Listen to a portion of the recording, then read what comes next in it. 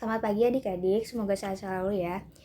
Mohon maaf sebelumnya, Kak Reva pada pertemuan kali ini menggunakan media video karena Kak Reva lagi kurang sehat, jadi belum bisa bertatap muka langsung. Insya Allah di pertemuan berikutnya, pekan berikutnya kita bisa bertemu kembali dalam keadaan yang sehat. Nah, Kak Reva juga ingin mengingatkan bagi adik-adik yang sudah mengerjakan resum tugas minggu lalu, langsung kirim aja di grup ya, ditunggu. Karena nanti akan diupload ke media Didik dan Ajar, ke data-data Didik dan Ajar ya. Nah, hari ini kita akan mempelajari mengenai European Imperialism in Asia, South Asia tuh, imperialisme Eropa di Asia Selatan ya. Adik-adik juga sudah meresum dan sudah baca pastinya. Jadi untuk South Asia, Asia Selatan 1 adik-adik sudah paham ya. Di sini Kak Reva ingin mengingatkan kepada adik-adik apa perbedaan imperialisme dan kolonialisme. Adik-adik harus ingat jika dalam satu kata itu ada ismenya. Isme itu berarti aliran atau paham. Nah, di sini imperialisme dan kolonialisme otomatis ini sudah masuk kepada suatu pemahaman. Nah, apa sih imperialisme itu? Nah, imperialisme itu dalam buku Indonesia Menggugat karya Soekarno itu adalah paham di mana kapital besar menguasai negara menggunakan perpolitikan luar negeri demi keuntungan pribadi. Nah, itu jadi clue-nya kalau imperialisme itu menguasai wilayah. Nah, kalau untuk kolonialisme sendiri, yaitu paham di mana suatu negara menguasai rakyat sekaligus sumber daya negara lain, tapi masih memiliki hubungan dengan negara asal. Jadi kalau untuk kolonialisme itu paham untuk menguasai rakyat dan sumber daya alamnya, gitu ya, untuk imperialisme dan kolonialisme perbedaannya. Imperialisme wilayahnya, kalau kolonialisme itu rakyat serta sumber daya alamnya. Tapi jika di suatu wilayah itu terjadi imperialisme, sudah pasti di dalamnya terdapat kolonialisme. Nah, itu sekilas mengenai imperialisme dan kolonialisme. Kita melanjutkan yang kemarin ya, yang South Asia, Asia Selatan ini yang keduanya. Jadi kita masih membahas mengenai India. Ya, bagaimana imperialisme terjadi di India. Di sini ada from toleransi to arogancy. Dari toleransi menuju arogansi. Nah, sebagaimana yang sudah dijelaskan pada pertemuan sebelumnya, pada abad ke-15, orang-orang Eropa yang terbelakang gitu. Dalam tanda kurung, orang Eropa itu terbelakang daripada orang-orang Asia dan orang-orang Arab. Nah, mereka tuh mulai bergerak gitu untuk menguasai dunia, bergerak tidak ingin terus terbelakang.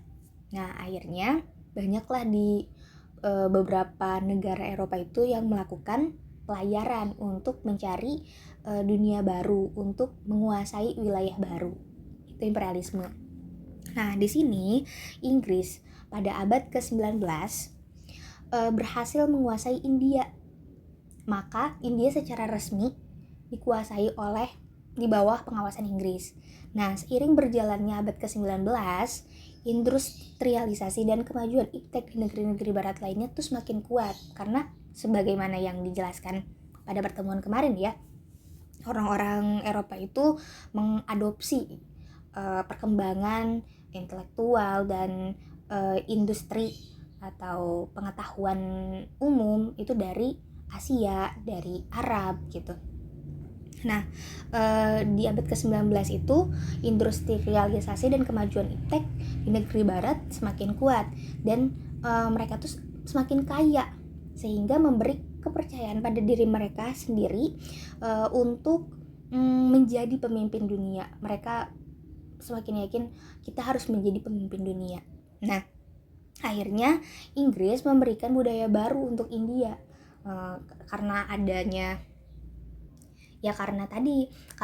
orang-orang Inggris itu sudah memiliki iptek yang tinggi gitu, ilmu pengetahuan yang lebih tinggi daripada orang-orang India, dan industri mereka juga sudah melesat, kaya gitu ya, sudah mulai kuat.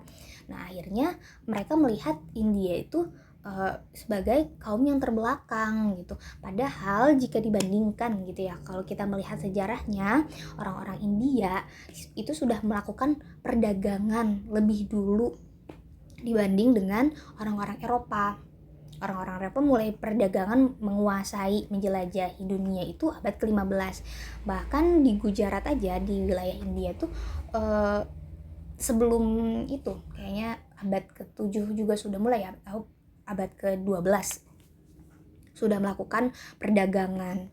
Nah, saat Inggris merasa dirinya sudah semakin unggul dari India, mereka melihat India itu adalah orang-orang yang primitif dengan menggunakan baju-baju dari kain, dan orang-orang para laki-lakinya juga menggunakan baju-baju tunik. Menurutnya itu adalah sesuatu yang bisa dibilang primitif dan kampungan gitu. Akhirnya mereka memberikan budaya baru untuk India, seperti bahasa ya, busana. Ada mereka mengganti yang tadinya laki-laki menggunakan tunik dan perempuan itu menggunakan yang selempang itu ya, apa ya namanya ya, kain selempang itu diganti menjadi busana casual, terus jas, setelan, ya baju-baju kaos seperti orang-orang yang digunakan orang-orang Inggris. Bahkan orang-orang Inggris sendiri berkata bahwa sangat hina jika mereka mengikuti adat istiadat dari India. Nah, setelah Inggris itu menguasai India, rasanya kurang cukup jika wilayah yang dikuasai hanya India. Akhirnya Inggris mulai mencari cara untuk menguasai Cina, yang saat itu Cina menjadi wilayah kuat gitu, terkuat di dunia, karena Cina juga sudah melakukan perdagangan kurang lebih abad ke-4 atau 5 gitu, Asia ya masuk dari Asia, sudah melakukan perdagangan pada abad sebelum Eropa sendiri melakukan perluasan wilayah gitu, mengelilingi dunia. Akhirnya Inggris mau tidak mau harus bagaimanapun caranya menguasai wilayah Cina. Nah, di akhir kekuasaan dinasti Qing, ya tadi Inggris itu mulai menciptakan pasar baru di Cina. Itu awal-awal Inggris masuk gitu ke wilayah Cina. Nah, akhirnya Cina itu membatasi, bahkan meniadakan impor barang ke luar negeri, karena melihat sepertinya Inggris ini akan menguasai wilayah Cina. Akhirnya dari kekuasaan dinasti Qing itu menutup adanya impor dan ekspor. Nah, hanya ada satu pelabuhan yang menerima barang-barang dengan izin yang ketat. Hanya ada satu pelabuhan, yang tadinya ada beberapa pelabuhan yang bisa didarati oleh kapal-kapal ini ya, perdagangan. Ini hanya ada satu sekarang. Nah, hal ini membuat Inggris tuh kewalahan, dan Inggris tuh mencari cara di mana mereka bisa berhasil mendominasi pasar Cina. Akhirnya sesuai dengan judul ya, India dan Perang Opium antara Inggris dan Cina, orang-orang Inggris berjualan opium. Opium ini sejenis narkotika yang membuat orang tuh kecanduan. Nah, opium juga dijadikan sebagai obat jenis morfin, penenang ya. Waktu itu sangat dibutuhkan untuk obat-obatan oleh masyarakat Eropa selain rempah-rempah. Nah, masyarakat Cina karena Inggris itu sudah mengetahui bahwa Cina tuh memang sangat kecanduan dengan morfin, dengan opium ini. Akhirnya ada ide untuk perjualan opium, tapi karena ditutup, Inggris kewalahan. Nah, tahun 1839, karena dari Cina sendiri melarang penjualan opium, masyarakat itu banyak sekali yang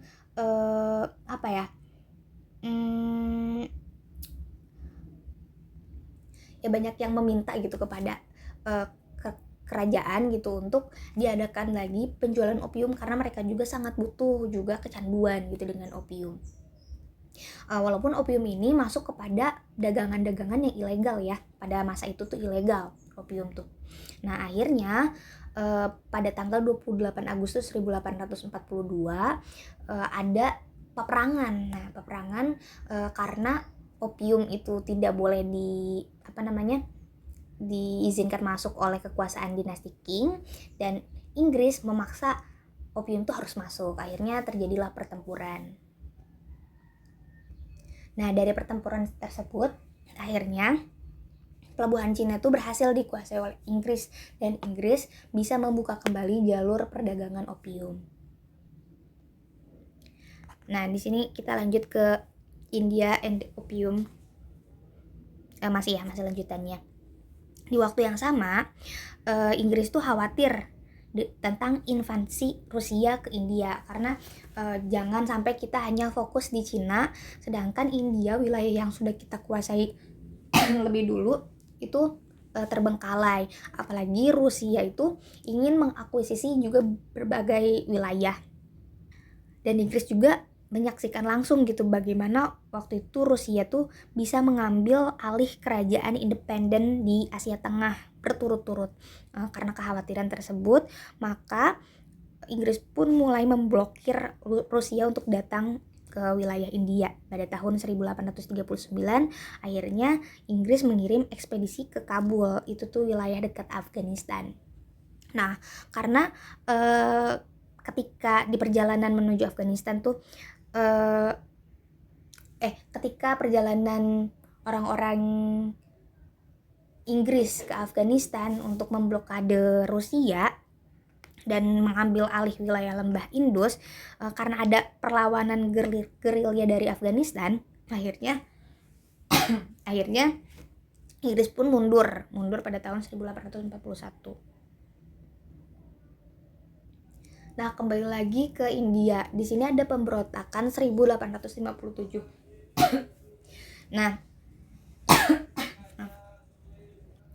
semenjak Inggris itu menduduki India, banyak sekali peraturan yang dibuat oleh Inggris secara tidak langsung, yang membuat pangeran-pangeran India dalam kendali formal. Jadi karena India itu sudah mengakuisisi wilayah Inggris itu sudah mengakuisisi wilayah India, jadi semua pangeran, para pejabat tertinggi di India itu harus mengikuti peraturan-peraturan yang diterapkan oleh Inggris.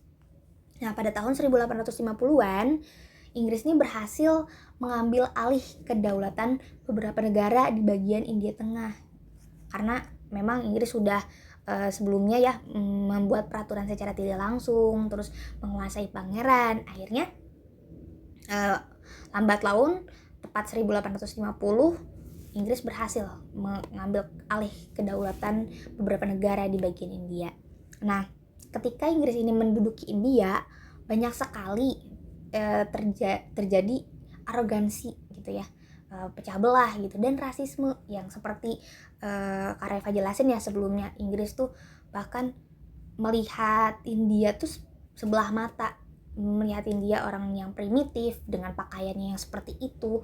Bahkan kita tidak boleh gitu, bagi orang Inggris sendiri tidak boleh mengikuti orang-orang India, baik pakaiannya maupun bahasanya. Bahkan kita yang harus memberikan budaya yang baru dan kemajuan menurut mereka tuh untuk orang-orang India. Nah, tidak sedikit karena India tuh merasa, mengapa kita harus seperti ini gitu di negara sendiri, mengapa kita yang harus diinjak-injak. Akhirnya India tuh melakukan berbagai pemberontakan atas apa yang dialaminya, karena memang itu adalah hal yang sangat menyakitkan bagi masyarakat India. Mereka harus merasakan tanah mereka dirampas gitu, mereka juga harus dipekerjakan di wilayah sendiri, lalu kebudayaan-kebudayaan yang menjadi ciri khas mereka dibenci oleh orang-orang Inggris. Bahkan nanti akan ada yang namanya adu domba gitu ya, semacam perpecah belah antara suku dan kasta di India, antar agama, itu karena Inggris yang melakukan imperialisme di India. Nah, ulah Inggris tuh banyak sekali. Pada tahun 1857, Inggris nih mulai membuat komposisi gitu ya, dari makanan yang komponen itu ada sesuatu yang haram, seperti lemak babi dan lemak hewani. Ya, sebagaimana kita ketahui gitu ya, di India sendiri masyarakatnya itu orang-orang yang beragama Buddha, yang vegetarian, dan orang-orang Muslim yang anti lemak babi gitu, makanan-makanan haram. Dari situ banyak sekali umat Hindu dan umat Islam yang protes gitu akan keputusan dan apa yang dilakukan oleh Inggris. Namun bagi mereka yang protes mengenai minyak dan lemak babi itu, didesak untuk ya udah ikuti saja pemerintah. Nah, kalau misalnya mereka tuh terus maksa gitu ya, masyarakat India maksa terus kepada pemerintah Inggris, alhasil mereka akan diberhentikan secara tidak formal gitu. Secara tidak hormat gitu kepada rakyatnya. Orang-orang Inggris memutuskan sudah tidak bisa bekerja dan tidak akan jadi apa-apa gitu. Nah, akhirnya dari situ terlahirlah pemberontakan yang namanya pemberontakan Sepoy. Dari pemberontakan yang dilakukan oleh orang-orang India, Inggris itu tidak hanya tinggal diam, mereka membalas dengan setimpal. Apalagi ya yang tadi sudah Kareva jelaskan juga, sudah Kareva singgung bahwa orang-orang Eropa tuh jauh lebih unggul, baik ya alat perangnya gitu ya, intelektualnya, ipteknya gitu. Ya pokoknya sudah maju gitu ya dibanding India yang saat itu. Nah, akhirnya terjadilah pemberontakan perlawanan yang setimpal dari Inggris ke India. Mereka itu, masyarakat Indianya tuh ditangkap, diikat, bahkan banyak juga yang diledakkan dengan meriam. Juga seluruh desa tuh dibakar gitu. Karena orang-orang India tuh melakukan pemberontakan terhadap pihak Inggris. Dari India sendiri ada yang namanya Rani atau Ratu gitu, Ratu Jhansi dan Hasdon, seorang kapten Inggris. Itu tuh berderai air mata dan darah gitu ya, demi merebut wilayah India ke tangan mereka kembali dan mengusir Inggris. Nah itu ya, jadi kita bisa melihat apa yang terjadi di wilayah India gitu, dan bagaimana orang-orang India rasakan saat imperialisme itu terjadi. Nah selanjutnya kita bisa lihat ya, di sini ada British Imperial India pada masa imperialisme Inggris. Nah Inggris tuh membangun pertumbuhan modern gitu, selain tadi melakukan pemberontakan gitu dan ya rasis dan lain sebagainya, tapi Inggris juga membangun pertumbuhan modern di India. Karena yang harus kita ketahui bahwa imperialisme dan kolonialisme itu memiliki tujuannya adalah gold, glory, gospel. Nah, gold, glory, gospel itu, gold itu melakukan kekayaan mereka. Ya, gold itu tujuan mereka nih ya, gold mencari kekayaan, glory kejayaan, meraup kejayaan gitu ya. Kemudian gospel menyebarkan agama mereka gitu, yang mereka itu menganut agama Kristiani. Nah itu tuh dimulai ya, harus kalian ingat ya adik-adik, dimulai sejak abad ke-15 imperialisme dan kolonialisme itu terjadi. Ini imperialisme modern ya, karena nanti ada imperialisme tua sebelumnya. Oke lanjut ya, tadi Inggris tuh kan membangun pertumbuhan modern di India. Mereka tuh membuat navigasi uap, mereka juga membuatkan kereta api gitu, sehingga hal tersebut mempercepat komersialisasi ekonomi di India. Nah, India juga cepat menanggapi peluang ekonomi baru gitu, karena disuruh dari Inggris gitu ya, dipekerjakan oleh Inggris, dipaksa. Nah, orang-orang India tuh mulai meningkatkan perdagangan mereka, terutama di tekstil, karena kan memang ya yang kita ketahui bahwa India itu busananya menarik gitu ya, apa ya namanya, sari kalau nggak salah tuh ya, nama baju busana India sari. Dan yang laki-lakinya juga tunik-tuniknya bagus. Memang India itu diunggulkan di perkainan tekstil itu. Nah karena Inggris itu sudah juga membuat mesin tekstil, akhirnya perkembangan tekstil di India itu berkembang pesat. Nah dengan dibangunnya peradaban yang sangat modern di Inggris Inggris sendiri melihat diri mereka sebagai apa? Sebagai pembawa ketertiban dan perubahan. Menurut Inggris itu sama juga, pokoknya setiap negara yang melakukan imperialisme dan kolonialisme di wilayah lain, di negara lain, itu tuh selalu memandang diri mereka hebat gitu, diri mereka pembawa ketertiban dan perubahan. Belanda juga ketika menduduki Indonesia juga melihat seperti itu. Mereka melihat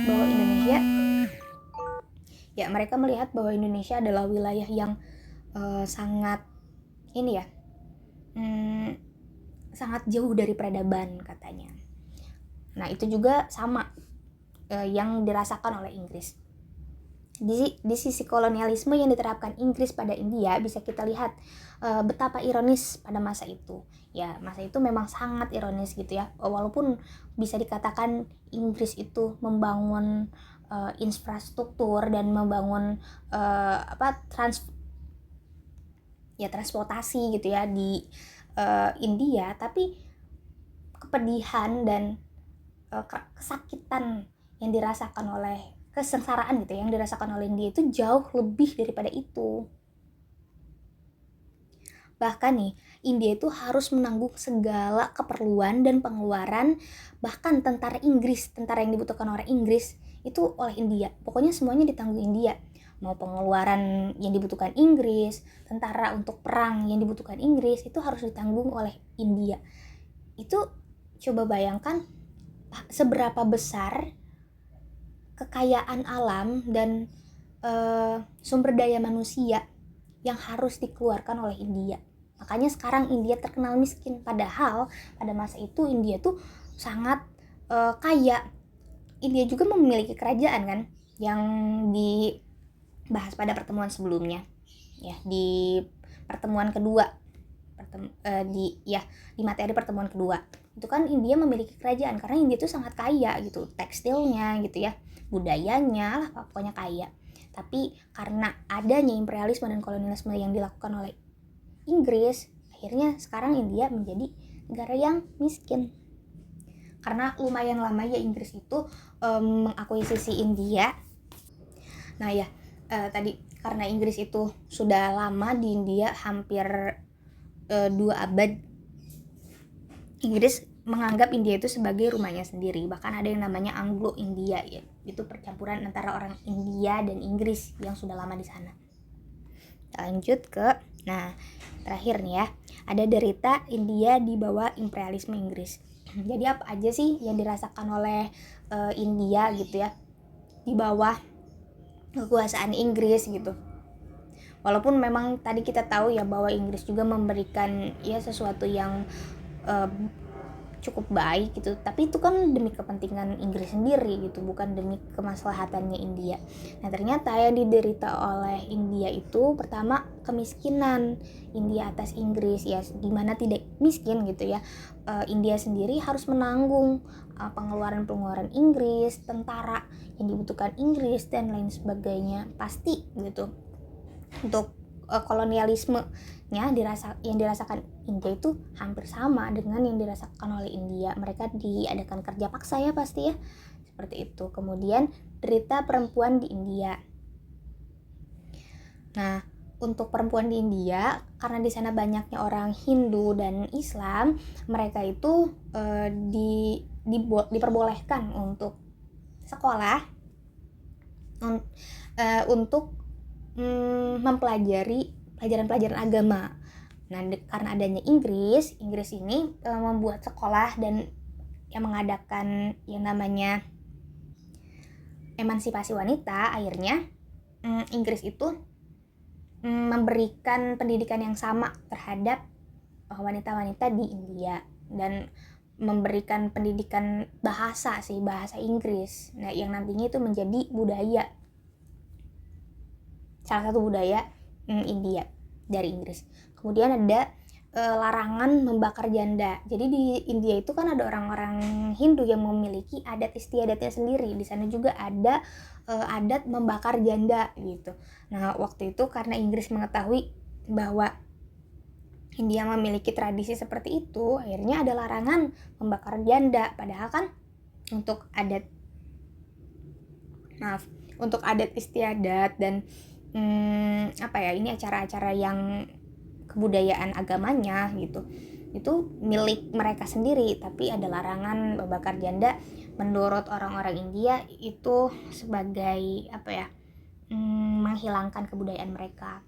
Kemudian menghadirkan pendidikan bergaya barat. Ya, betul sekali tadi ya, yang dibahas mengenai derita perempuan. Orang-orang Inggris juga melahirkan pendidikan bergaya barat yang menggunakan baju formal gitu ya, terus belajar bahasa Inggris pastinya gitu, dan pelajaran lainnya. Kemudian hukum yang tidak adil. Ya, di Inggris itu melakukan hukum yang tidak adil. Jika orang-orang India melakukan kesalahan atau penganiayaan, mereka dipenjara dengan waktu yang ditentukan oleh hakim dari Inggris. Namun coba kita lihat Inggris berapa kali dan seberapa banyak melakukan penganiayaan kepada orang-orang India. Tidak ada masyarakat dari Inggris yang dipenjarakan oleh Mahkamah Inggris. Kemudian Inggris menaikkan pajak India gitu. Selain tadi India diberi tanggungan untuk membayar semua kebutuhan orang-orang Inggris, mereka juga harus membayar pajak. Jadi berapa kali lipat derita yang dirasakan oleh India. Kemudian yang terakhir ada divide and rule atau divide and impera, itu politik pecah belah. Di mana politik pecah belah ini memang warisan Inggris juga bangga gitu atas adanya divide and impera ini atau divide and rule, politik pecah belah. Itu perpecahan antara kasta-kasta. Lalu antar agama, yang sekarang tuh paling melekat di India, antar agama Hindu dan Islam, yang tadinya mereka bisa hidup berdampingan gitu, karena adanya Inggris dan adanya adu domba, itu banyak dari kasta-kasta di sana yang meng-underestimate kepada kasta bawahan dan meng-underestimate kepada sesama selain agama mereka, seperti itu. Nah, terima kasih untuk adik-adik yang sudah mendengarkan video ini, sudah menonton video ini. Kareva akan membuat kuesioner sesuai materi hari ini yang sudah dijelaskan. Kalau adik-adik benar-benar menonton video ini dengan sesama, insya Allah bisa ya adik-adik menjawab soal-soal yang diberikan oleh Kareva melalui kuesioner. Terima kasih.